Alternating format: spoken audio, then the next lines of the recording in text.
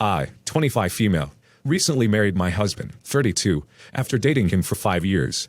My husband has a 13-year-old daughter, who he has full custody of, since his ex is not in the picture.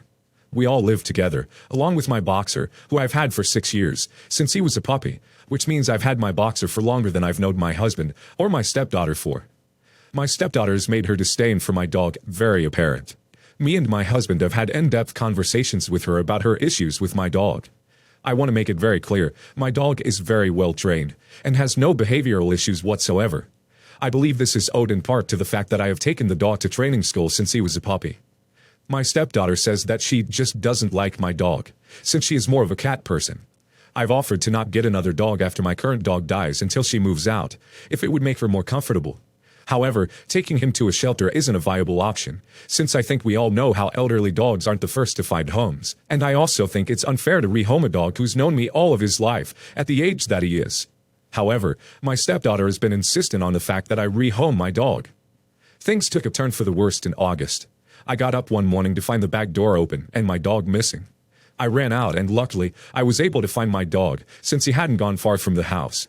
When I got back, my husband told me that his daughter had purposely left the back door open in the hopes that my dog would get lost, or possibly worse. I was angry to say the least. Things got pretty heated, and my husband eventually decided that he would send her to boarding school, which I agreed with, since we both felt like her behavior was completely out of line. My stepdaughter recently started her first term, and has been phoning my husband and begging him to let her come home, which he has refused to do, since he thinks she needs to learn a lesson. His sister phoned us after this to tell us that we were disgusting people for doing what we're doing, and that I should go as far to rehome my dog for my stepdaughter, since I should prioritize her feelings first. Am I the a-hole? Edit. I thought I'd mentioned this in my original post, but apparently I didn't. We have cameras in our common areas, e.g., kitchen and living room, in case of burglary. When we checked the cameras, she opened the door and let my dog run out, even though we have told her not to do that. When my dog escaped, she made no attempt to call my dog back. Edit number 2. With regards to the dog situation, my dog doesn't intrude on my stepdaughter in the slightest. Despite this, I've offered to not get another dog after my current one, as long as she is living with us. And I've even offered to get a cat for her if it would help her adjust to her new situation more, since she does like cats. However, she has only continued to focus on how much she hates my dog. Edit number 3. I also want to clarify the issue with regards to sending my stepdaughter to boarding school. The purpose was to show her the severity of her actions, since purposely leaving the door open could have resulted in a terrible outcome for my dog. She has had no notable issues prior to this incident, so me and my husband had to take the issue at face value, which was my stepdaughter putting my dog at risk. Everyone sucks here. 1. You've rehomed your stepdaughter over the dog, and think that this is reasonable. 2. Your husband rehomed his daughter because she is acting out, which is likely because she's having to adjust to having a stepmother, a dog. All the issues with her mother's own abandonment probably resurfaced, and she's 13 all in one. Forget trying to be a parent. Off she goes. 3. Your stepdaughter is behaving terribly for whatever reason, and was cruel to the dog. No one asked her to interact with the dog. You're the a-hole, though for my money, your husband is the worst of the lot. He didn't feel like parenting his child, so he just sent her to boarding school, done and dusted. Did it even occur to anyone that this girl is struggling with the big changes in her life, and the dog is an easy scapegoat? No, not the a-hole. The daughter is a sentient person capable of making decisions. She is making very poor ones, and experiencing the consequences of those actions. She is temporarily away from home, as part of being taught a lesson on how to behave like a civilized human being. The dog has done nothing wrong. Rehoming the dog would be bad. All the daughter needs to do is behave in a half-decent manner. She's not being asked to care for the dog. She's not being asked to like the dog. She is simply being asked not to torment, or worse, the dog. The daughter is the a-hole, and hopefully learning that cruelty is not okay now prevents worse behavior in the future. I, 56 male, and getting married to my lovely girlfriend, 54 female, next year. My previous wife died 2 years ago in January 2021 from health issues. We had a daughter, 23 female. My daughter and late wife were incredibly close, and it hit my daughter very hard. Me and my late wife knew it was going to happen soon, so I have had time to grieve, and when she actually died, I wasn't as affected by it. My late wife asked that I don't stay alone forever and find someone, so I did. I began dating my current fiancé a few months after my late wife passed. My daughter has always had an issue with us being together. At first, I understood, but now I am just fed up. She asked when I first began dating her to never try to force a relationship between the two, and I agreed, hoping she'd come around. But it's been a year and a half, and there is still no progress. My fiancé is extremely upset about this, and has been messaging her trying to build a relationship, but to no avail. My daughter and I got into a big fight about it, and I've cut her off financially. She has a job, so she's not helpless, until she will sit and talk with my fiancé.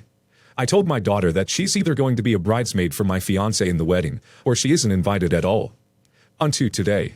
My daughter called me crying and begging to not come to Christmas today. It's my fiancé's family's Christmas, and they will all be there. Everyone I need her to meet before the wedding. My fiancé had messaged my daughter last week about it, and asked her to come, and told her she'd be meeting her future step-siblings. My daughter, no surprise, was less than thrilled. I told her she has to come no matter what. She said that she doesn't feel comfortable driving in the snowy conditions, and I told her she'll be fine, and to leave a little early. She hung up on me, and hasn't texted or said she was leaving, and the Christmas begins in an hour.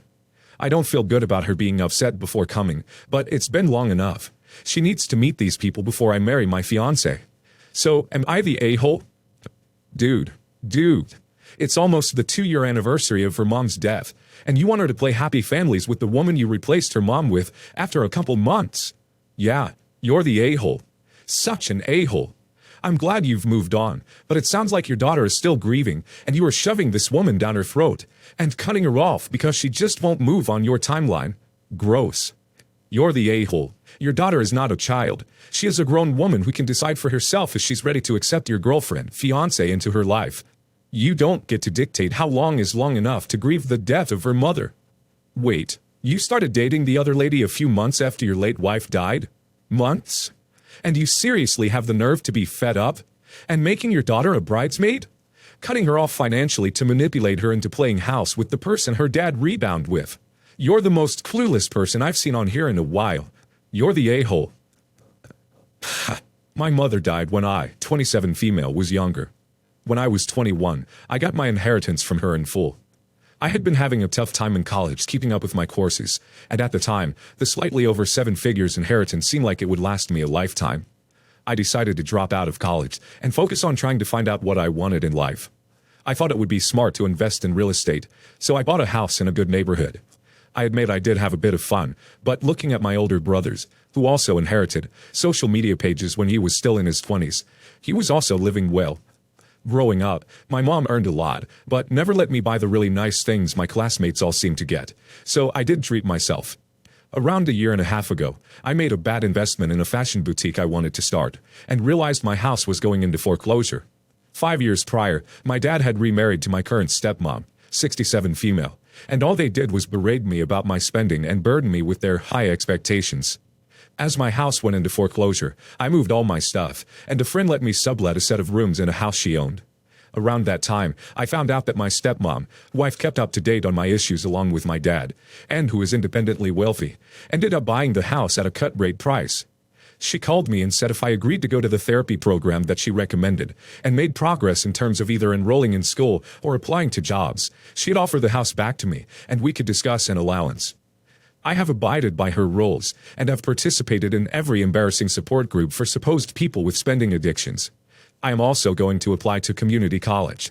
My stepmother comes over to where I'm currently living, and ends up going to my closet where she's literally tisking at the jewelry and clothes I have. She further decides to embarrass me by saying she earns her own money, yet she doesn't have emerald and gold rings just for fun. She gets mad when I point out it's not like she can't afford it, and I thought I could afford it. She then says she'll give me the house, free and clear, but all the expensive stuff in my closet has to be sold.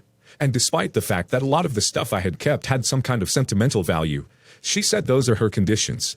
I started crying and called her a thief, especially because the emerald ring was the first thing I had bought for myself, and was something I always aspired to have, and my mom said I could have one when I was grown up.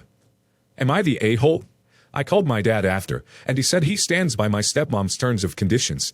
I've already admitted fault, and I don't get why my stepmom has to rub salt into my humiliation. You're the a-hole. You were handed a huge sum of money before you were mature enough to handle it. You blew through the money spending it frivolously, and then lost your home.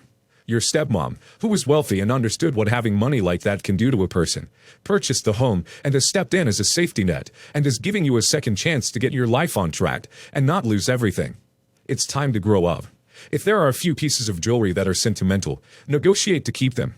But get rid of the majority, and do your best to make the necessary changes in your life so that you can actually be successful going forward. Your current lifestyle is going to lead to a major crash and burn. You're the a-hole. Your stepmom is doing a lot for you. She is offering you a house, giving you an allowance, and trying to help you as much as possible, and you're throwing insults in her face. You blew through your money, and now at 27, you are still living off your parents. You're the a-hole. Are you for real? Your stepmom is making an incredibly generous offer.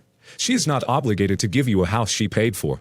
She would have paid market price for the house. If the house was lower than what you paid, this means this was just another of your failed investments. You do have a spending problem if you think you can afford to keep and continue buying high-end jewelry and clothes on the basis of a $1 million inheritance. That is barely any money if you plan to never work.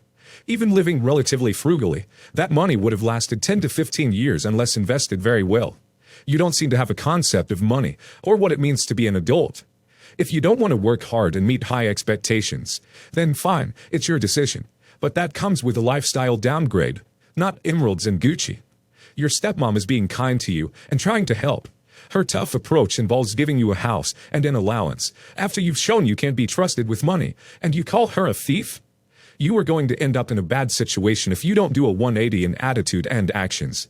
Do not expect a standing ovation for doing basic things like enrolling in community college or getting a basic job. This is gonna sound like a dumb question, but it just really grinds my gears. My brother is about to turn 30.